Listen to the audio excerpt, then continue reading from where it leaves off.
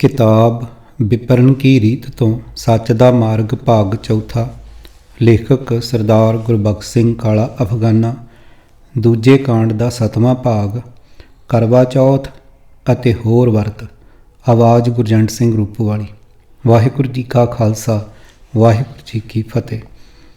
अरोगता नूं मुख रख के किसे समय अन्न ना खाना होर गल है, पर किसे भरम कारण ਜਾਂ ਬਣੇ ਹੋਏ ਕਿਸੇ ਅੰਧ ਵਿਸ਼ਵਾਸ ਦੇ ਕਾਰਨ ਕਿਸੇ ਉਚੇਚੇ ਦਿਨ ਅੰਨ ਨਾ ਖਾਣਾ ਅਤੇ ਵਰਤ ਰੱਖਣ ਵਾਲੀ ਰੀਤ ਦੀ ਗੁਰੂ ਘਰ ਵਿੱਚ ਕੋਈ ਥਾਂ ਨਹੀਂ ਹੈ।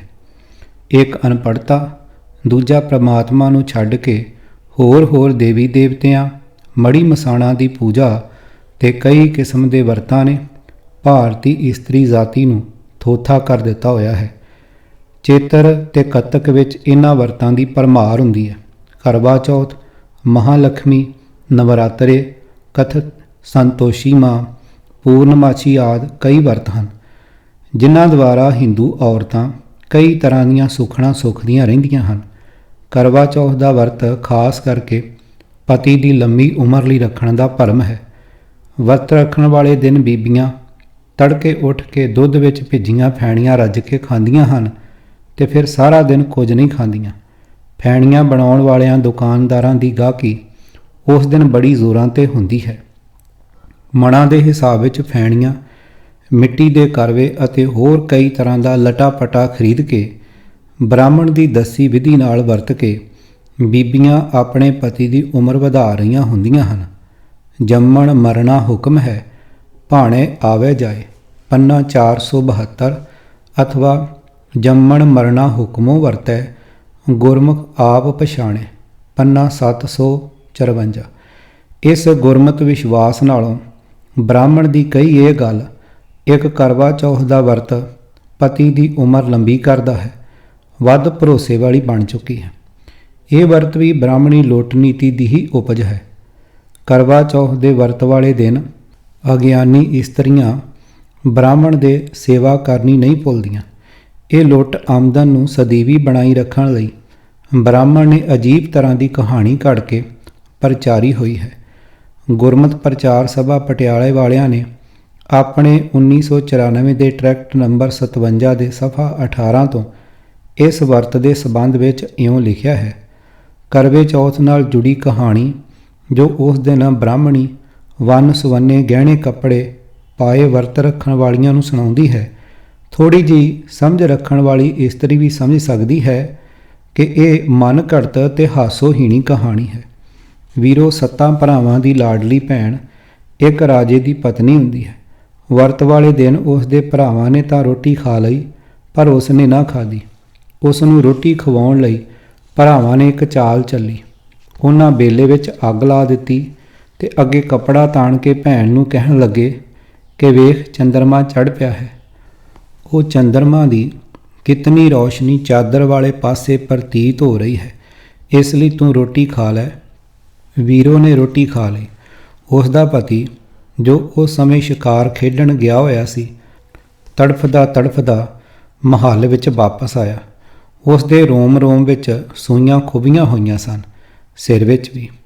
वीरो उसका सिर अपने पट्टां उत्ते रख के सूइयां कढ़ण लगी अते सारा साल कढ़दी रही ते वो सारा साल बेहोश पिया रहा। साल मगरों फिर करवे का वर्त आ गया। जद राजे दे सिर विच एक सूई रह गई तां बाहरों करवे वेचण वाले की आवाज़ सुन के वीरो अपनी गोली नूं सूई कढ़ण लई कह के आप करवा लैण बाहर चले गए। करवा मिट्टी के कुजे की शक्ल का हुंदा है। जद गोली ने राजे दे सिर की आखिरी सूई कढ़ी तां वो 1 साल मगरों राम राम करदा उठ बैठा। उस दिन तो राजा गोली नूं राणी अते राणी नूं गोली समझण लग पिया।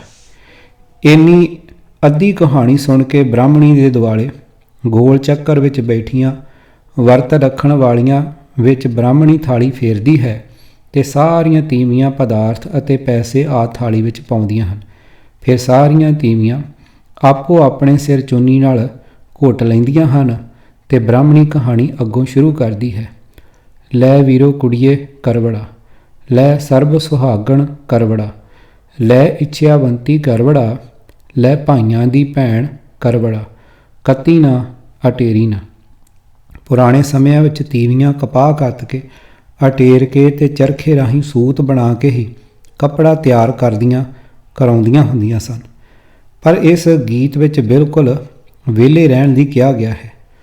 ਘੁੰਮਣ ਚਰਖੜਾ ਫੇਰੀ ਨਾ, ਵਾਹਣ ਪੈਰੀਂ ਪਾਈ ਨਾ, ਸੁੱਤੇ ਨੂੰ ਜਗਾਈ ਨਾ, ਰੁੱਸੇ ਨੂੰ ਮਨਾਈ ਨਾ, ਕਰਵੜਾ ਵਟਾਇਆ, ਜਵੰਦਾ ਝੋਲੀ ਪਾਇਆ।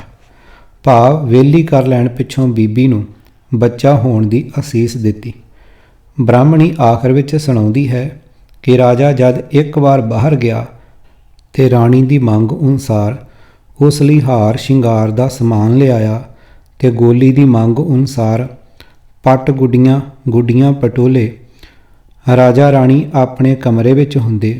ਗੋਲੀ ਭਾਵ ਵੀਰੋ ਗੁੱਡੀਆਂ ਨਾਲ ਗੱਲਾਂ ਕਰਦੀ, ਸੁਣੋ ਨੀ ਭੈਣੋ ਗੁੱਡੜੀਓ, ਰਾਣੀ ਸੀ ਜੋ ਗੋਲੀ ਹੋਈ, ਗੋਲੀ ਸੀ ਜੋ ਰਾਣੀ ਹੋਈ।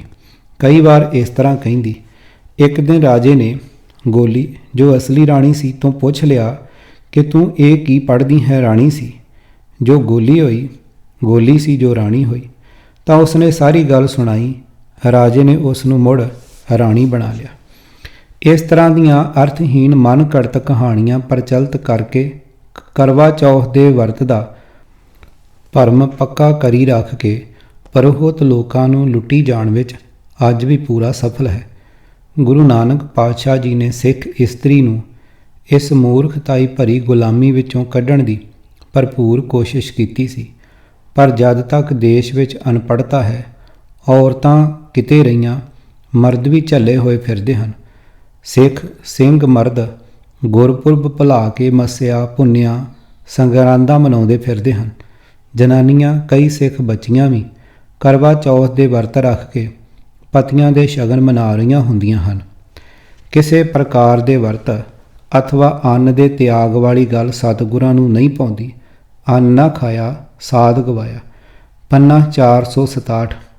ਸਰਬ ਸੰਤੋਖ ਦੀ ਬਖਸ਼ਿਸ਼ ਨਾਲ ਤ੍ਰਿਪਤ ਕਰਨ ਵਾਲੀ ਸਤਿਗੁਰ ਦੀ ਸਿੱਖਿਆ ਤਿਆਗ ਕੇ ਕਿਸੇ ਖਾਸ ਦਿਨਾਂ ਨੂੰ ਭੁੱਖੇ ਰਹਿਣ ਦਾ ਕਸ਼ਟ ਸਹਾਰਨ ਨੂੰ ਧਰਮ ਕਰਮ ਮੰਨਣ ਵਾਲੇ ਬਾਰੇ ਸਤਿਗੁਰਾਂ ਦਾ ਫਰਮਾਨ ਇਸ ਪ੍ਰਕਾਰ ਹੈ।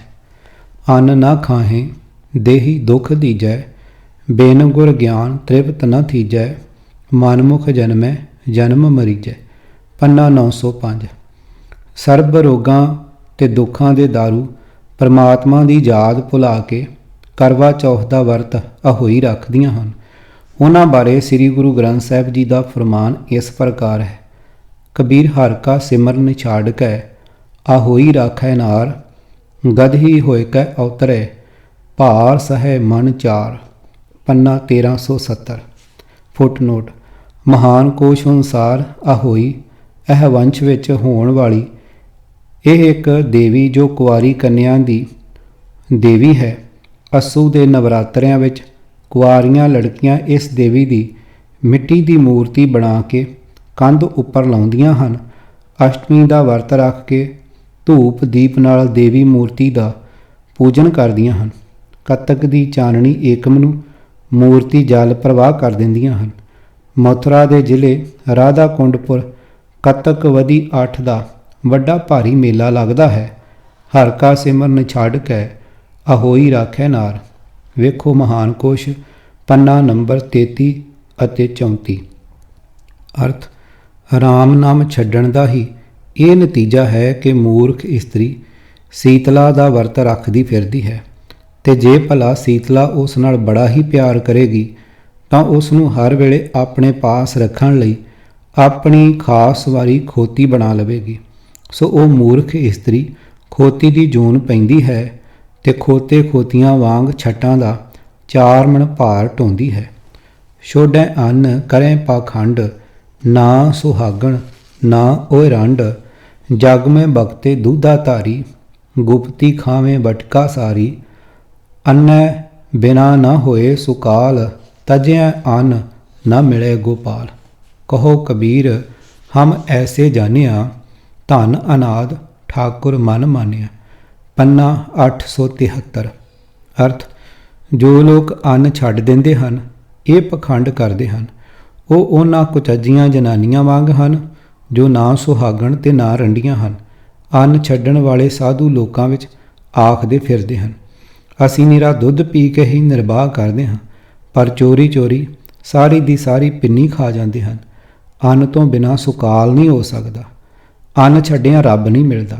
ਹੇ ਕਬੀਰ, ਬੇਸ਼ੱਕ ਆਖ, ਸਾਨੂੰ ਇਹ ਨਿਸ਼ਚਾ ਹੈ ਕਿ ਅੰਨ ਬੜਾ ਸੁੰਦਰ ਪਦਾਰਥ ਹੈ, ਜਿਸ ਨੂੰ ਖਾਦਿਆਂ ਸਿਮਰਨ ਕਰਕੇ ਸਾਡਾ ਮਨ ਪਰਮਾਤਮਾ ਨਾਲ ਜੁੜਦਾ ਹੈ।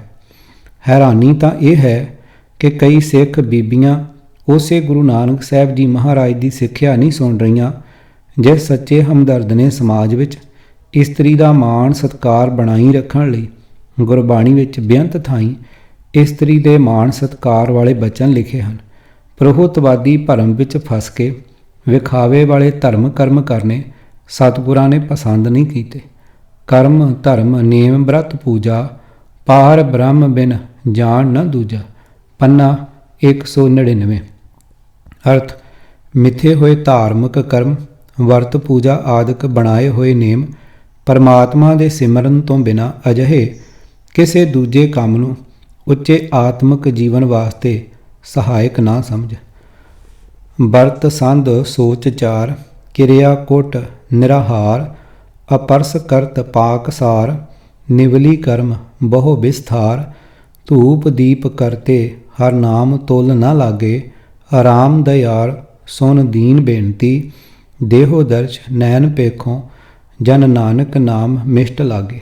ਪੰਨਾ 1229। ਅਰਥ, ਹੈ ਮਨ, ਵਰਤ ਸੰਧਿਆ, ਸਰੀਰਕ ਪਵਿੱਤਰਤਾ, ਤੀਰਥ ਯਾਤਰਾ ਆਦਿਕ ਲਈ ਚਾਰ ਖੂਟਾਂ ਵਿੱਚ ਭੁੱਖੇ ਰਹਿ ਕੇ ਭੌਂਦੇ ਫਿਰਨਾ, ਕਿਸੇ ਨਾਲ ਛੋਹਣ ਤੋਂ ਬਿਨਾਂ ਆਪਣੀ ਰਸੋਈ ਤਿਆਰ ਕਰਨੀ, ਆਂਦਰਾਂ ਦਾ ਅਭਿਆਸ, ਨਿਵਲੀ ਕਰਮ ਕਰਨਾ, ਹੋਰ ਅਜਿਹੇ ਕਈ ਖਿਲਾਰੇ ਖਿਲਾਰਨੇ, ਦੇਵ ਪੂਜਾ ਲਈ ਧੂਪ ਧੁਖਾਣੇ, ਦੀਵੇ ਜਗਾਉਣੇ, ਇਹ ਸਾਰੇ ਹੀ ਉਦਮ ਪਰਮਾਤਮਾ ਦੇ ਨਾਮ ਦੀ ਬਰਾਬਰੀ ਨਹੀਂ ਕਰਦੇ। ਗੁਰਦੇਵ ਜੀ ਫਰਮਾਨ ਕਰਦੇ ਹਨ, ਹੇ ਦਇਆ ਦੇ ਸੋਮੇ ਪ੍ਰਭੂ, ਮੇਰੀ ਗਰੀਬ ਦੀ ਬੇਨਤੀ ਸੁਣ, ਆਪਣਾ ਦਰਸ਼ਨ ਦੇ, ਮੈਂ ਤੈਨੂੰ ਆਪਣੀਆਂ ਅੱਖਾਂ ਨਾਲ ਸਦਾ ਵੇਖਦਾ ਰਹਾਂ, ਤੇਰਾ ਨਾਮ ਮੈਨੂੰ ਮਿੱਠਾ ਲੱਗਦਾ ਰਹੇ। ਵਰਤ ਨੇਮ ਸੰਜਮ ਕਰ ਥਾਕੇ, ਨਾਨਕ ਸਾਧ ਸ਼ਰਨ ਪ੍ਰਭ ਸੰਗ ਵਸੈ। ਪੰਨਾ 408। ਅਰਥ, ਹੇ ਪ੍ਰਭੂ, ਅਨੇਕ ਲੋਕ ਵਰਤ ਰੱਖਦੇ ਰਹੇ, ਕਈ ਨੇਮ ਨਿਭਾਉਂਦੇ ਰਹੇ, ਇੰਦਰੀਆਂ ਨੂੰ ਵਸ ਕਰਨ ਦੇ ਯਤਨ ਕਰਦੇ ਰਹੇ, ਪਰ ਇਹ ਸਭ ਕੁਝ ਕਰਕੇ ਥੱਕ ਗਏ, ਤੇਰਾ ਦਰਸ਼ਨ ਪ੍ਰਾਪਤ ਨਾ ਕਰ ਸਕੇ। ਹੇ ਨਾਨਕ, ਗੁਰੂ ਦੀ ਸ਼ਰਨ ਪਿਆ ਮਨੁੱਖ ਦਾ ਮਨ ਪਰਮਾਤਮਾ ਦੇ ਚਰਨਾਂ ਵਿੱਚ ਲੀਨ ਹੋ ਜਾਂਦਾ ਹੈ ਤੇ ਮਨ ਨੂੰ ਸ਼ਾਂਤੀ ਪ੍ਰਾਪਤ ਹੋ ਜਾਂਦੀ ਹੈ। ਸਭ ਨਾਦ ਬੇਦ ਗੁਰਬਾਣੀ, ਮਨ ਰਾਤਾ ਸਾਰੰਗ ਪਾਣੀ, ਤਹਿ ਤੀਰਥ ਵਰਤ ਤਪ ਸਾਰੇ, ਗੁਰ ਮਿਲਿਆ ਹਰ ਨਿਸਤਾਰੇ। ਪੰਨਾ 879। ਕਿਤਾਬ ਵਿਪਰਨ ਕੀ ਰੀਤ ਤੋਂ ਸੱਚ ਦਾ ਮਾਰਗ, ਭਾਗ ਚੌਥਾ। ਲੇਖਕ ਸਰਦਾਰ ਗੁਰਬਖਸ਼ ਸਿੰਘ ਕਾਲਾ ਅਫਗਾਨਾ। ਦੂਜੇ ਕਾਂਡ ਦਾ 7ਵਾਂ ਭਾਗ। ਆਵਾਜ਼ ਗੁਰਜੰਟ ਸਿੰਘ ਰੂਪੋਵਾਲੀ। ਵਾਹਿਗੁਰੂ ਜੀ ਕਾ ਖਾਲਸਾ, ਵਾਹਿਗੁਰੂ ਜੀ ਕੀ ਫਤਿਹ।